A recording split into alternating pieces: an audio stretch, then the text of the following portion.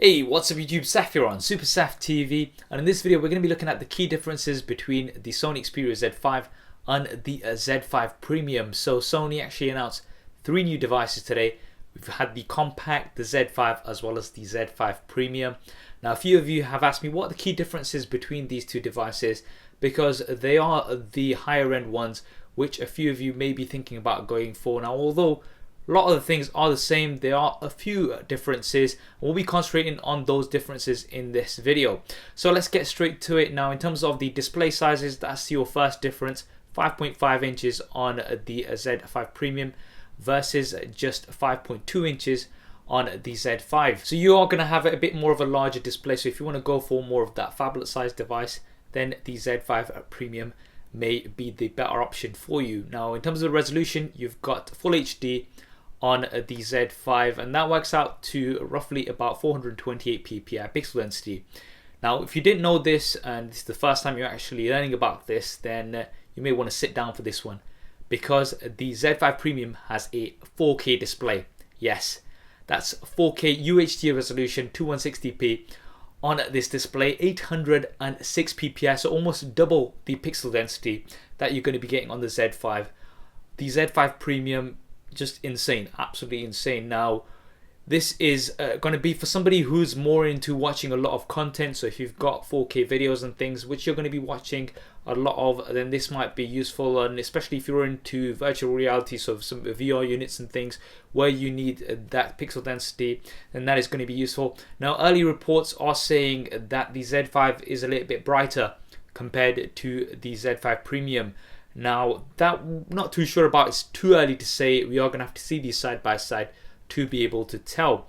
Now because of the difference in screen size, there is also a difference in terms of the dimensions, and the Z5 does come in slightly smaller, roughly about 8.4 millimeters in terms of the height, 4 millimeters in terms of the width, and also 0.5 millimeters in terms of the thickness. So it is more compact overall. It's not the Z5 Compact, by the way.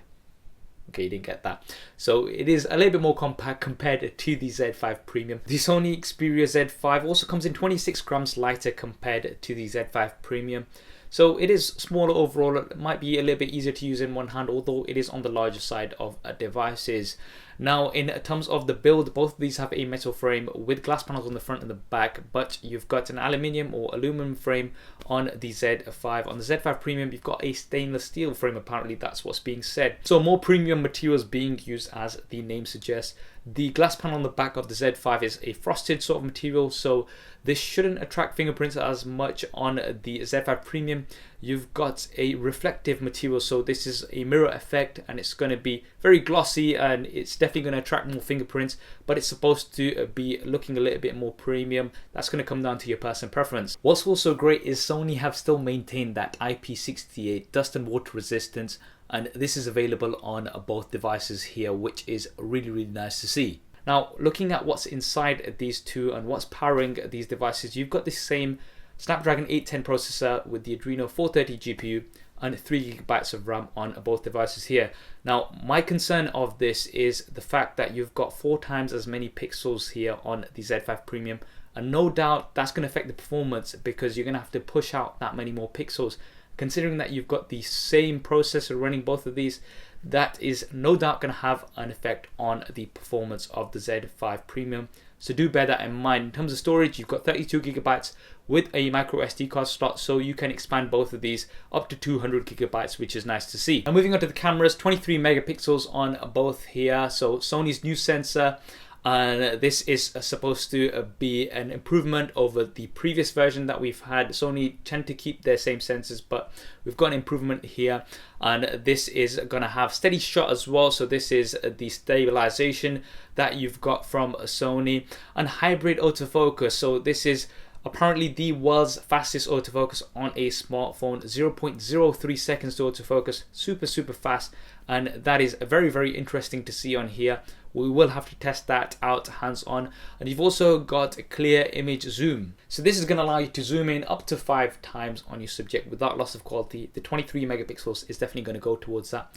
4K video recording on both here, and a 5 megapixel front facing camera. In terms of the quality, we will have to test this out and compare it to some of the devices. So as soon as we have these devices in hand, we can compare it to some of the other flagships to determine how these will perform. You've got Android Lollipop 5.1.1 with Sony's UI on top.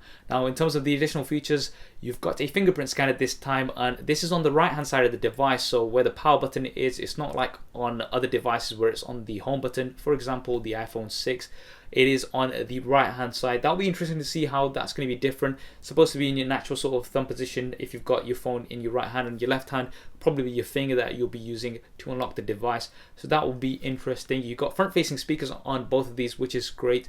You've also got high res audio with DNC support, so if you've got compatible devices from Sony, then you are going to be able to maximize on the sound. PS4 remote play is also here, so if you've got PlayStation 4, this will be useful. Batteries, now this is going to be another area of concern. You've got 2,900 milliamps on the Sony Xperia Z5. On the Z5 Premium, you've got 3,430 milliamps. So you do have a larger battery on the Z5 Premium, but you are pushing out 4 times as many pixels. Now Sony have said both of these devices have 2-day battery life, so that's the claim that they're making. We will have to test these out.